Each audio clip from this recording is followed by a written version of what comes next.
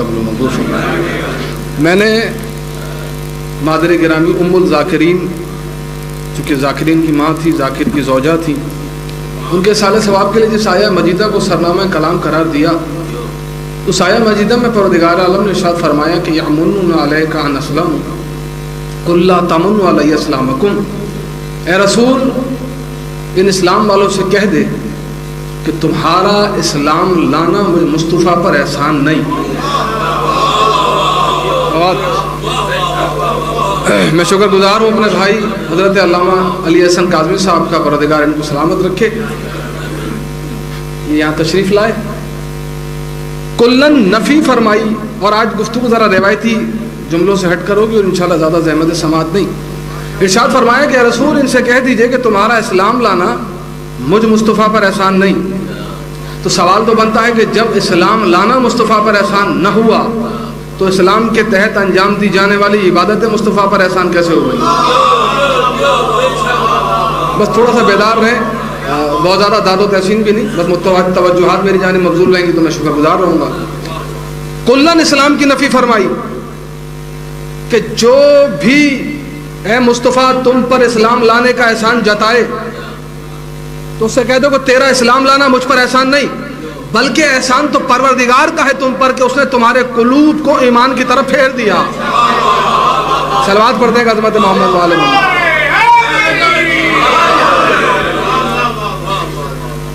اسلام لانا احسان نہیں۔ تو اب اس عالم میں کوئی تو ایسا ذکر ہوگا، اذکار ہوگا، عمل ہوگا، عبادت ہوگی جو ذات مصطفیٰ پر احسان بن جائے۔ تو اب تلاش کرنا پڑے گا اس عالم میں کہ کون سا ایسا عمل ہے جو ذات مصطفیٰ پر احسان بن رہا ہے۔ توجہ دیکھیں، جب پروردگار عالم نے تخلیق آدم کی اور اس کا پتلا تیار ہو گیا، روح پھونک دی گئی، جب روح ڈالی گئی، مخصوص روح اس آدم میں آئی، تو اس سے پہلے جماعت ملائکہ نے آگے کیا کلام کیا؟ پروردگار کسے بنا رہا ہے؟ ہم میں سے کسی کو بنا دے۔ تو کہا دیکھو جو میں جانتا ہوں تم نہیں جانتے، اور اگر تم جانتے ہو تو تم بتاؤ میں نے آدم کو کن ہستیوں کے اسماء کے لیے منتقل کیا؟ سب خاموش ہوگا، سبحانک لا علم لنا الا ما علمتنا، مالک ہم نہیں جانتے، اس لیے کہ تو نے جو سے علم منتقل کیا ہم اس علم سے واقف نہیں۔ پتہ چلا اپنی عاجزی کا اظہار کیا۔ اب جب مقابلے پر آئے تھے آدم کے، اپنی عبادتیں لائے، تقرب الہی کا واسطہ لائے، نوری مخلوق ہونا لائے، آدم تو بنا ان کے سامنے تھا۔ بھائی آدم نے کیا پیش کیا؟ آدم نے پیش کیا کیا؟ خدا کے لیے توجہ۔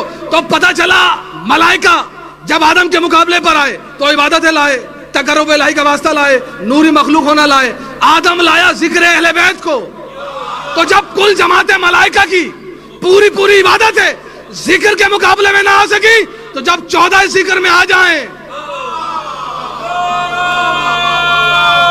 اس ذکر کا مقابلہ کسی ذکر سے ہو سکے گا؟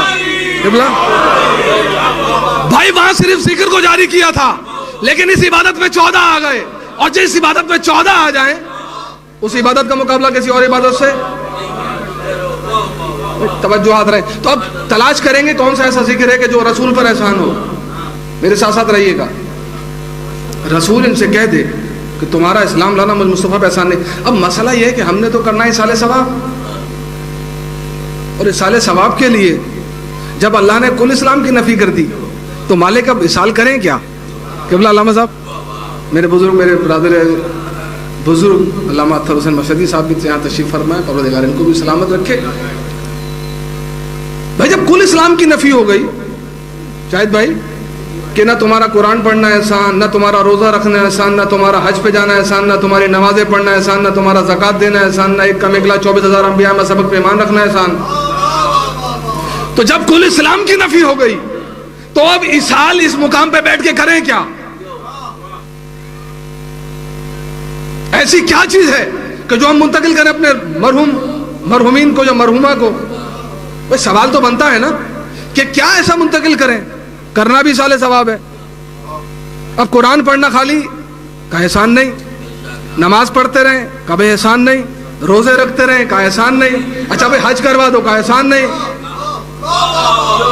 شاید بھائی آپ ساتھ رہیں، دیکھیں باقی مجمع کو میں خود اپنے ساتھ کر لوں گا، ٹھیک ہے نا؟ تو اب مسئلہ یہ ہے کہ احسان کوئی بھی عمل نہیں.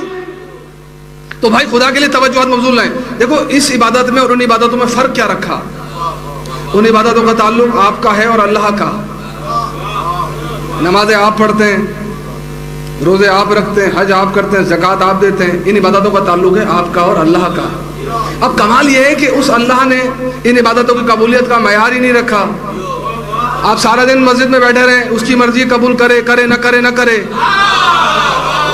آپ سارا دن روزے میں رہے, یہ اس معبود حقیقی کی مرضی ہے کہ آپ کے روزے کو قبول کرے کرے نہ کرے نہ کرے. اب مالک قبول کیوں نہیں کرے گا؟ کہا بھائی اگر شاہد صاحب اٹھ کر مسجد میں گئے اور پورے مجمع کو دکھا کے نماز پڑھی تو نماز میں آ گئی ریا, اور جو ریات کارانہ عبادت ہے اسے منہ پہ مار دوں گا. تو اب کہا کہ جس میں بھی ریا آ گئی, دکھاوا آ گیا, اس عبادت کو ریجیکٹ, واپس پلٹا دوں گا. اب کمال یہ ہے کہ کہا کل اسلام کی نفی, تمہارا کوئی بھی عمل مجھ اللہ پر احسان نہیں, نہ مصطفیٰ پر احسان. دیکھیں اب مجھے نتیجے میں آنے سے پہلے درمیان میں کچھ گفتگو تو کر رہی ہے نا, میں آخری نتیجہ فوراً تو نہیں دے دوں گا, یہ خطیب کی مجبوری ہے. بار بار جملہ گھوم پھر کے میری زبان پہ آ رہا, لیکن میں اپنے آپ کو روک رہا ہوں آپ کی عقیدت دیکھتے ہوئے. تو کل اسلام کی نفی فرمائی. اب کمال یہ ہے کہ رسول نے 1450 سال پہلے کہا ان الحسین مصباح الہدی و سفینۃ النجات. پہنچ گئے نا شاہد بھائی؟ دیکھو میرے رسول نے کہا, میرے حبیب نے کہا, حسن اول نے کہا, خلق اول نے کہا, خلق اول نے کہا, گنتی کے پہلے عدد نے کہا, طہا نے کہا, یاسین نے کہا, مزمل نے کہا. کیا کہا؟ ان الحسین مصباح الہدی و سفینۃ النجات.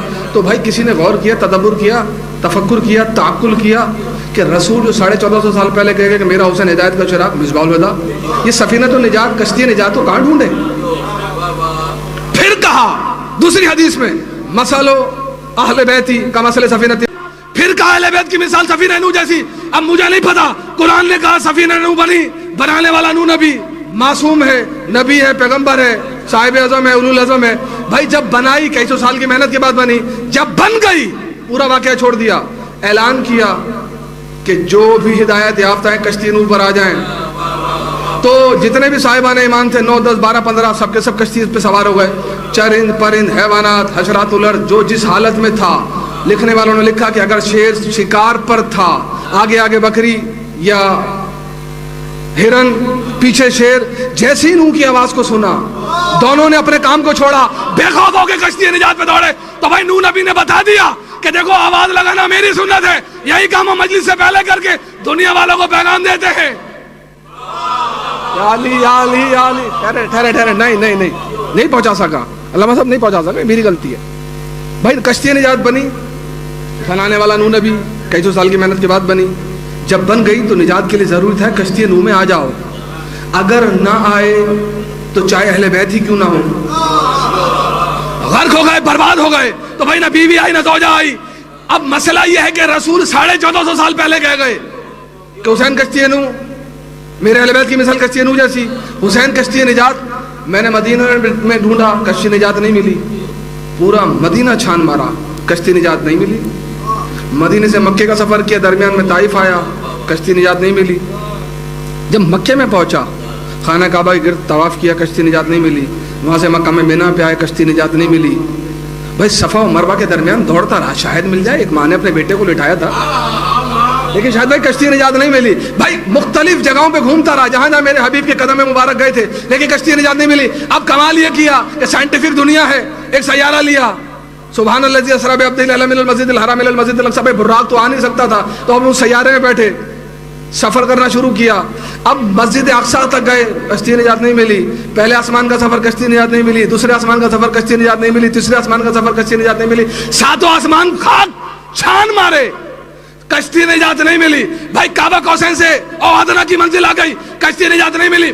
یا اللہ یہ شیعہ ہیں پریشان کہ انہیں کشتی نجات چاہیے, اس لیے کہ تیرا حبیب 1450 سال پہلے کہہ گیا جو سوار ہوگا نجات اس کے لیے. اب اس کشتی نجات کو کہاں ڈھونڈے؟ تو رسول کی آواز ہے محمد علی شاہ قاسم, کشتی نجات قصر میں نہیں, محلوں میں نہیں, مکے میں نہیں, مدینے میں نہیں, طائف میں نہیں, ساتوں آسمانوں پہ نہیں, کعبہ کوسین پہ نہیں, اور ادنا پہ نہیں. پھر رسول کشتی نجات کو بناؤں گا, کہ بنانے کی ضرورت نہیں, ایک فرش حسین لا, اس پہ لا کر اعلان کروا جو بھی عزادار آ جائے گا اس سے پہلے ہم 14 سے نجات پا جائیں گے۔ لبیک یا حسین، لبیک یا حسین، لبیک یا حسین، حیدری۔ ہم 14 اس کشتی سے نجات پر آ جائیں گے تو کتنے خوش نصیب ہیں۔ ملتان کے حویلی موریشا والے، وہاں اکیلا نوح تھا جو نجات بھی دلا رہا ہے، کشتی کو سمندر کی لہروں سے بھی بچا رہا ہے، اور کتنے خوش نصیب ہو تم کہ یہاں ایک نہیں 14 بچانے والے آ گئے۔ صلوات پڑھ دینا عظمت محمد والے محمد پر۔